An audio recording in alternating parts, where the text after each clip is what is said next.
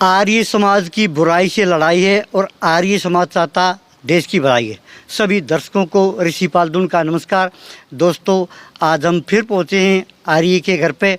इन्होंने हमारे को पहले ही सावधान कर दिया था, पहले ही इंटरव्यू में बता दिया था, अब जैसे बरधाना है और ये बैसली है, ये कोई पाखंड कर रहा है, अपना आप घर पे आग लगाते। आखिर में जब पूरी छानबीन हुई तो वही मिला जो आर्य जी ने कहा था। आज आर्य जी के फार्म हाउस पर हम फिर पहुँचे हैं, विस्तार से ये बताएंगे। आइए। टोरादून पर आपका स्वागत है प्रधान जी। टोरादून के सभी साथियों का, वीरेंद्र आर्य का नमस्ते। प्रधान जी, आपसे हमारी पहले भी बात हुई थी। बरधाना में जैसे आग लगी थी, भाई कहीं पानी निकला था, और बैसली में, राजस्थान चूरू में भी, वहाँ भी कहते भाई घर में आग लग गई, पैसे जल गए, कपड़े जल गए, बिस्तरे जल गए, और संदूक में भी आग लगी। आखिर में जो उस घर का ओनर था, मालिक था, भूप सिंह, वही फंस गया, आग लगाता है, और उसने बहुत बड़ा नुकसान कर दिया। अपने बच्चों को जहर देना, अपनी माँ को। आपको कैसे पता था? ऐसे हैं, वेद को मानने वाले लोग हैं। हाँ जी। ऋषि दयानंद को मानने वाले लोग हैं। हाँ जी। वेद में कोई भी अक्षर ऐसा नहीं है अगर भाई वैसे आग लग जाए या कोई तांत्रिक आग लगा दे, नहीं। मैंने आपको पहले भी कहा था, ये कोई घर का ही कोई साजिश है।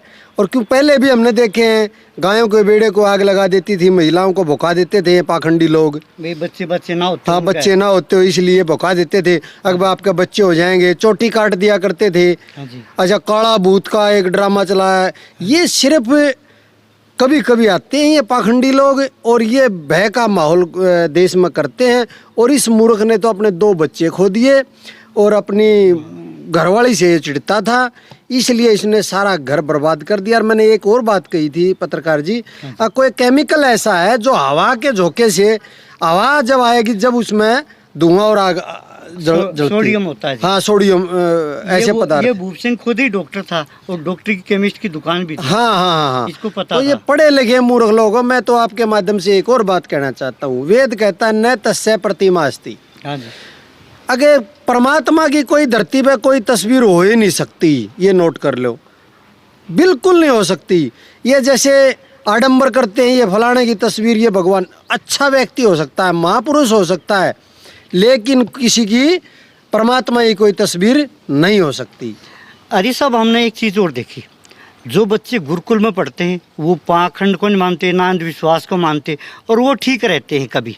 और जो नहीं जाते गुरुकुलों में, स्कूलों में रहे हैं, कॉलेजों में रहे हैं, और पढ़े लिखे भी कौन, वो ज़्यादा अंधविश्वास पर यकीन करते हैं। इसका क्या कारण है? देखो, महर्षि दयानंद ने यह सोचा था कि भाई पढ़ लिख करके लोगों में एक अच्छी भावना पैदा हो। हाँ जी। लेकिन कुछ लोगों ने उसके विपरीत चलना शुरू कर दिया। जितने डॉक्टर, कनेक्टर, डॉक्टर, बड़े बड़े IAS, IPS मैंने देखे हैं, इतना पाखंड करते हैं, बहुत ज़्यादा। लेकिन आपने गुरुकुल की बात कही, गुरुकुल में आरस की पढ़ाई होती है। हाँ जी। ऋषि मुनि बनाए जाते हैं वहाँ पर, ऋषि मुनियों की पढ़ाई की जाती है वहाँ पर, और वैराग्य की भावना पैदा होती है देश के लिए, अपने समाज के लिए कैसे मर मिटना है। यही मैं दोबारा आपको कहता हूँ, जो गुरुकुल में लड़के और लड़कियों को पढ़ाएगा, मैं दावा करता हूँ, न तो कोई तागा तबीज, ना उसका भूत टोना टुटका, ना कोई पशुओं का टोक लगे, ऐसा कोई भी नहीं पाखंड होगा। लेकिन मैं आपके माध्यम से एक और आग्रह करता हूँ दर्शकों से, अपने बच्चों को गुरुकुलों में एडमिशन कराओ और इन पाखंडियों से बचो। पाखंड का ये बोलबाला जो ये हो रहा है, पाखंडी कर रहे हैं। ऋषि दयानंद ने पाखंड पताका खंडनी लिखा और पूरे पाखंडियों का विरोध किया डट करके। आप कह रहे थे कि इस तरह आग लग जाए तो सारे बैंकों को फूंक देंगे, मकानों को फूंक देंगे तांत्रिक, और सारे देश को ये कब्जा कर लेंगे। हाँ, मैंने तो ये भी कहा था, अगर ये ऐसे आग लगा मैं तो पाकिस्तान वाले को आग लगा दो भाई, हमारा कोई दुश्मन है उसका आग लगा दो भाई, कोई किसी का दुश्मन है घर में उसका आग लगा दो भाई। यानी हथियार की जरूरत नहीं पड़ती। हाँ, कोई आग लगती हो हथियार की भी जरूरत नहीं पड़ेगी, प्रशासन की भी जरूरत नहीं पड़ेगी, फौजियों की भी जरूरत नहीं पड़ेगी, ये जो बड़ी बड़ी एजेंसियाँ इनकी भी जरूरत नहीं पड़ेगी। अब जी साइंस का ज़माना है हरी साहब, मोबाइल के माध्यम से कह लो, टेलीविज़न के कह लो, कंप्यूटर से कह लो, सारी बात सामने आ रही। जो बंदा जैसी करता वैसी भरता है, और सारे रिजल्ट सामने आ रही। फिर भी इंसान क्यों नहीं समझ रहा है? इसका क्या कारण है मुख्य?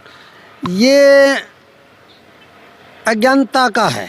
अज्ञानता का। हाँ, अज्ञानता है लोगों में, कोई समझाता ना, क्योंकि शॉर्टकट में आजकल लोग ये कहते हैं भाई चुटकी मार दी और आपकी सारी बुराइयां दूर हो जाएगी। और ऋषि दयानंद और आर्य समाज ये कहता है भाई कर्म करो, कर्म में विश्वास करो, काम अच्छा करोगे तो आपको अच्छा फल मिलेगा, बुरा करोगे तो बुरा मिलेगा, इसमें कोई दो राय नहीं। यानी कर्म ही प्रधान है। हाँ बिल्कुल बिल्कुल बिल्कुल। एक बात और देखी थी आर्य साहब, जैसे बरधाना में मैं खुद गाँव वहाँ रिपोर्ट लेने के लिए अगवे ज़मीन से पानी निकलता है और उन्होंने फर्श फाड़ दिया घर का, तो वहाँ नीचे निकलना सूखा निकला। ऊपर फर्श पर जो पानी आ रहा था मेरे ख्याल में ऐसा था जो पीली होती है उनमें सेम आ जाती है, वो सेम का पानी था। बिल्कुल सेम आती है। और कभी कभी भाव इतना हो जाता है पानी का नीचे से, जैसे हमारे 100 फुट नीचे होया करता, अब बिल्कुल ऊपर आ गया। एक अगर आप खड्डा खोदांगे तो उसमें ही पानी आ जाएगा। ये कोई पाखंड थोड़ी है, ये तो प्रकृति का सिस्टम है। नहीं, जैसे जमींदार ट्यूबवेल लगाता है खेत में, हाँ, बोकी मारता, बड़ी मुश्किल से ट्यूबवेल लगता है उसका। बिल्कुल बिल्कुल। तो ऐसे कैसे आ जाएगा?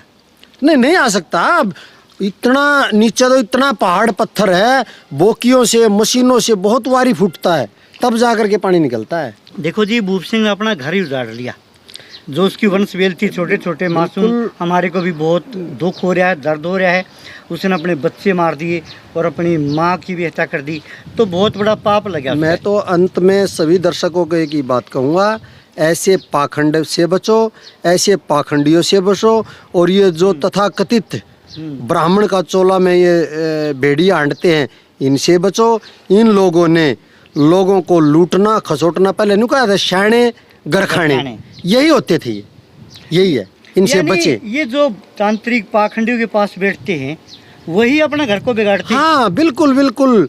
मैं कई ऐसे व्यक्तियों का नाम बताऊं, हम बगल में हवन करते हैं और उसी डेरे में वहाँ सुल्पा पीते हैं। मैं कहता हूँ जी आप आओ, इनका कम से कम आप 10 मिनट तो बचोगे। नुकरे ना जी ना, हम तो अपनी भोले की बुट्टी खा रहे हैं। बताओ, भोले ने भी कहा, यानी भोले को भी बदनाम कर दिया है। तो योगी थे 18 घंटे के योगी थे सब्जी महाराज, कृष्ण को भी बदनाम कर दिया। कृष्ण भी 16 घंटे के योगी थे, रामचंद्र भी 14 घंटे के योगी थे, और महर्षि दयानंद भी 3.5 घंटे के योगी थे। हाँ बिल्कुल। देखो, योग साधना तो बहुत ही बड़ा मेहनत का कार्य है। योग साधना ऐसे नहीं होती। योगी होना एक बहुत बड़ी बात है। अपने शरीर को साध के कठोर बनाना, ये बहुत बड़ी बात है। यानी जब तक ये पाखंडियों के पास बैठते रहेंगे ऐसे ही बर्बाद होता रहेगा देश। बिल्कुल, मैं मानता हूँ पत्रकार जी, ये मैं मानता हूँ, ये शराब जो पी के करते हैं ना, ये आडम्बर वगैरह, ये शराबी ज्यादा करते हैं।